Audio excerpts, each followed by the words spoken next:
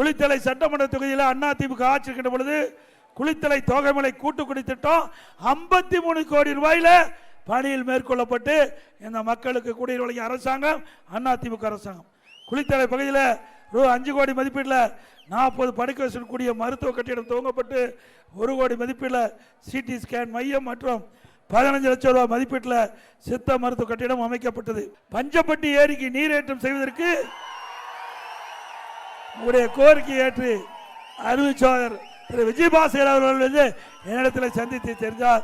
இந்த நீண்ட நாள் கோரிக்கை சுமார் 1200 ஏக்கர் இந்த ஏரியுடைய பரப்பளவு. இந்த ஏரியில நீர் நிரப்பினா அந்த பகுதியில் நீலத்தடி நீர் உயர்ந்து விவசாயத்திற்கு தேவை நீர் கிடைக்கும், குடிப்பதற்கு தேவை நீர் கிடைக்கும். இதை நீங்கள் நிறைவேற்றி தர வேண்டும்.